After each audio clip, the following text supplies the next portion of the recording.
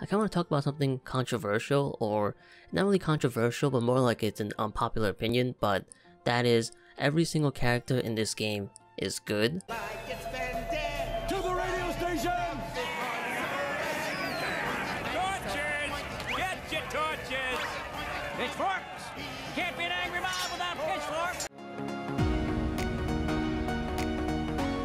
My friends, they are my power!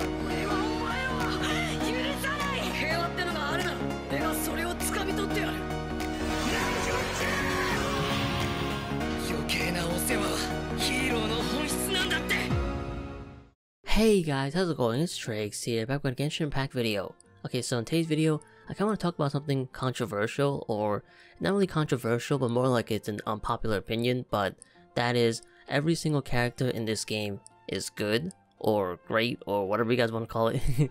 But before you guys take out your pitchforks and your torches and all that stuff, let me explain. So yeah, for some reason in the Genshin community, people think that certain characters are bad, when in reality, no character in this game is bad. Like, the beauty of this game is that every character is viable and every character is good, as long as you work on them anyway.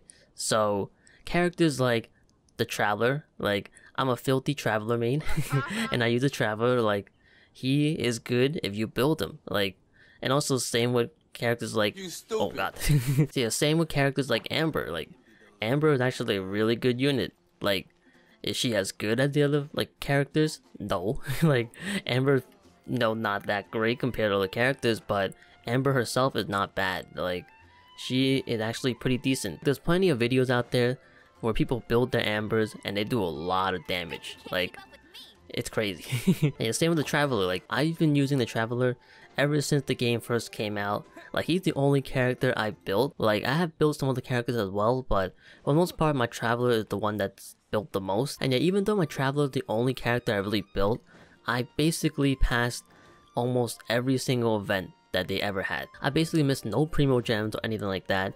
I've gotten basically all the rewards from the shop. So you don't really need the meta characters to actually pass the events and all that stuff.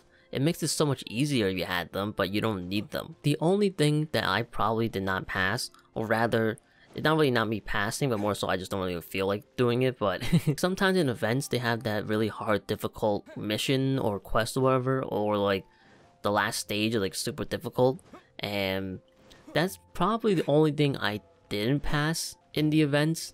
Granted, I'm just too lazy to do them. Like, I don't think the rewards are really worth it. Like, you basically only get like the mystic ores and the moras from them, and even then it's not that much. So most of the time I don't really do them because I don't think it's worth it. But yeah, when I do try to do them, for the most part, I can pass some of them, but I can't pass all of them. But honestly, that doesn't really matter because, like I said before, the rewards aren't really worth it. It's really there just for the people who are hardcore in this game. So if you guys can't pass those type of missions or quests or whatever, like, you guys aren't really missing out on much. Usually the rewards are like, what, 3 mystic ores and like 20,000 or 30,000 mora, something dumb like that.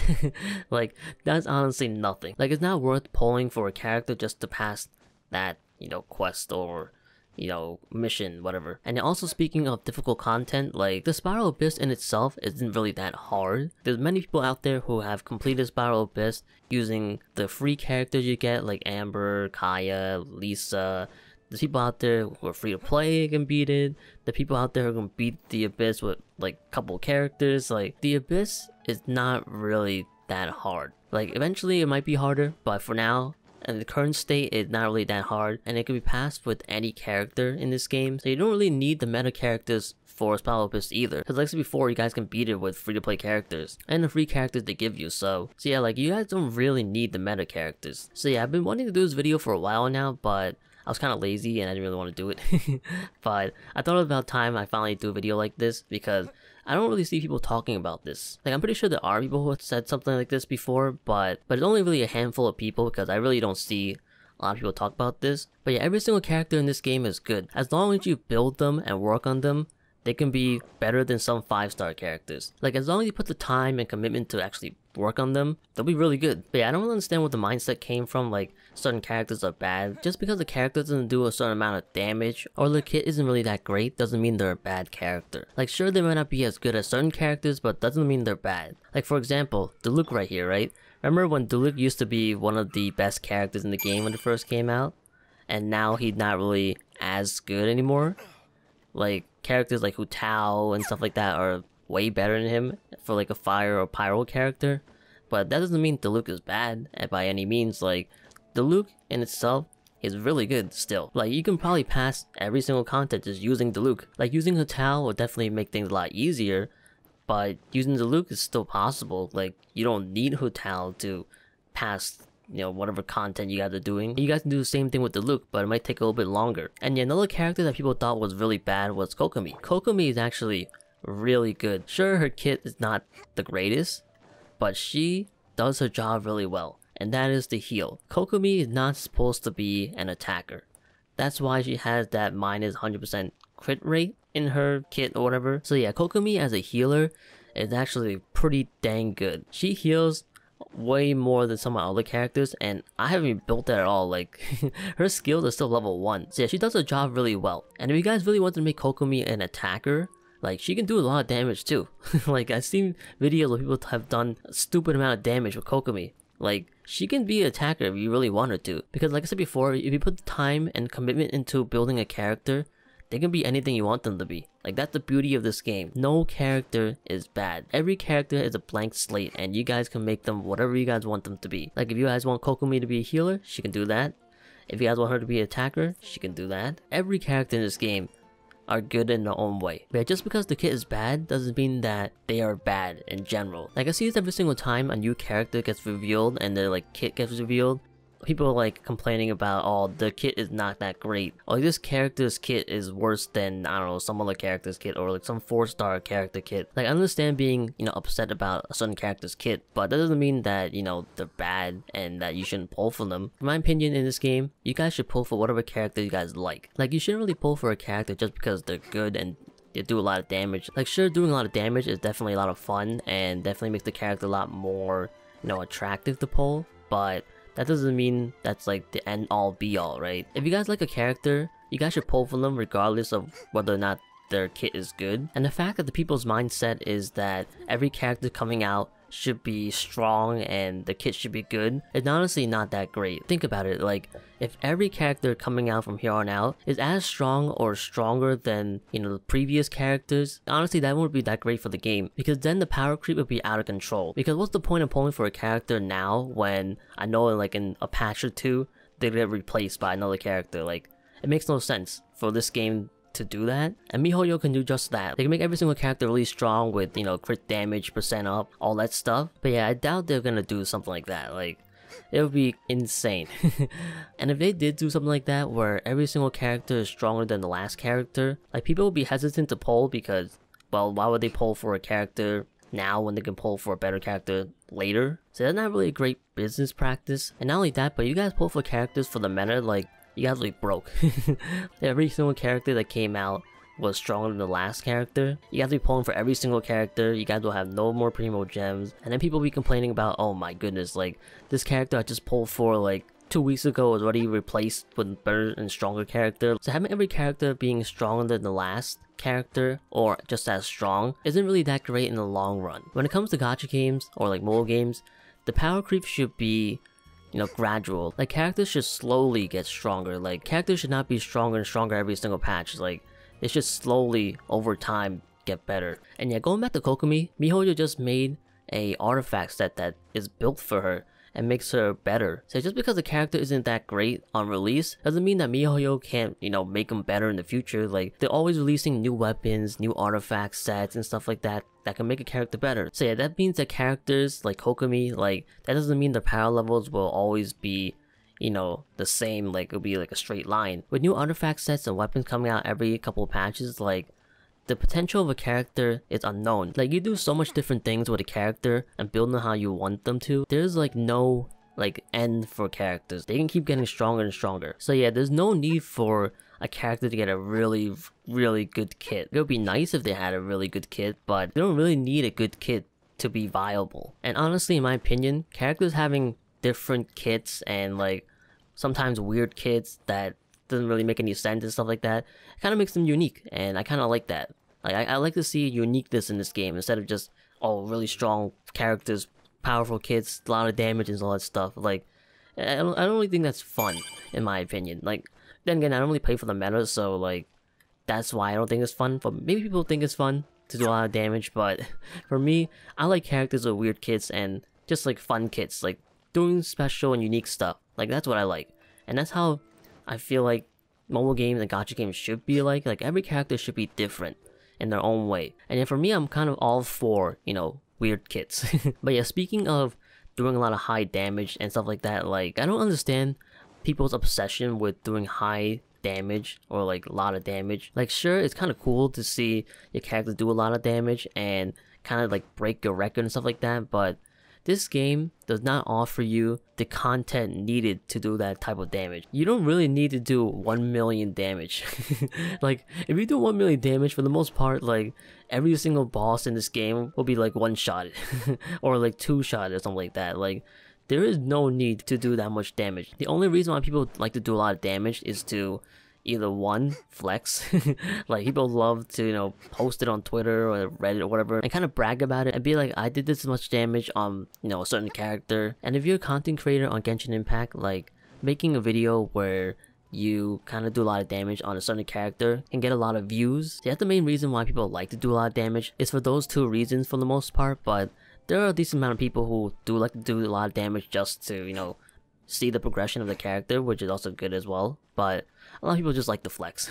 And content creators like to make those type of videos because those are the videos that people want to see, so it gets a lot of views and all that stuff, which as a content creator, I understand that. So yeah, going back to what I said before, like, this game does not offer you the end game content needed to do those type of damage. Like, you really don't need to do that much damage. Like, even the Spiral Abyss, like, you guys can do Spiral Abyss easily without those type of numbers. Just hitting a measly 10k, which is not measly at all, but hitting 10k per hit in itself is already really good. And you could probably beat the Spiral Abyss with ease. So yeah, until they make events and, you know, quests and story quests and bosses and whatever stronger with more HP, there really is no need to do 1 million damage. So yeah, to recap this video, there is no bad characters in this game, only bad mindsets. Every character in this game is good in their own way. Every character in this game is viable. Like, that's the beauty of this game. You guys can make characters whatever you want them to be. All characters are good for endgame content. Like, you guys can be any content with just the free characters and all that stuff. Like, all you need is time and commitment to build these characters. So essentially, just play the game how you want to play it. Like, if you guys want to play this game for the meta and pull for meta characters and be really strong and do a lot of damage, you guys can do that. If you guys want to pull for your favorite waifu and husbandos, you guys can do that as well. Like, there is no set way to play this game. Play this game how you guys want to play it. And pull for characters you want to pull for, not because someone told you to. And also, don't skip on characters that you like just because they're bad and people told you not to pull on them. Just play the game how you want to play it. That's the whole point of these type of games. But yeah, also speaking on another thing, like, there's some people out there who kind of make fun of people for pulling for characters that they like and pulling for bad characters. Don't do that. Like, let people play the game how they want to play it. If you're one of those people, stop it. Get some help. For the most part, the people who do that are kind of like trolls and they just kind of want to get a reaction out of you. So if anyone ever tells you or makes fun of you for pulling for a character, just ignore them. Their opinion doesn't really matter. Like, you guys don't even know who the heck they are. So yeah, don't let it bother you. Like, I've been playing the Traveler for like since the game first released, and I don't really care what people say. So yeah, but anyway, that's kind of about it for this video. Like I said before, I've been wanting to do this video for such a long time now, but I was just too lazy to do it. Not only that, but I didn't really know how I wanted to approach this type of topic, because this is kind of a controversial or unpopular opinion. I'm pretty sure a lot of you guys are probably gonna, you know, get your pitchforks and torches out and, you know, flame me and stuff like that, but that's fine. At the end of the day, it is my opinion anyway. I'm just some random dude on the internet, so like, I know that voicing your opinion on the internet is kind of a taboo, so yeah.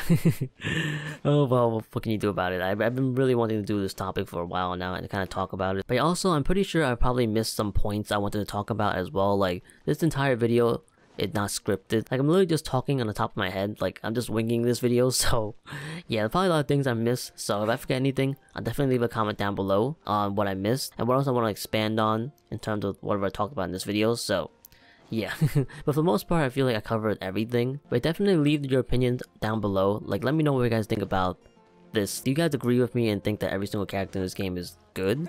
Or do you guys think that characters are still bad? Like, every character should have a decent kit or whatever and all that stuff. Like, let me know. I'm curious to see what you guys think about this. But yeah, personally, I think every single character is good.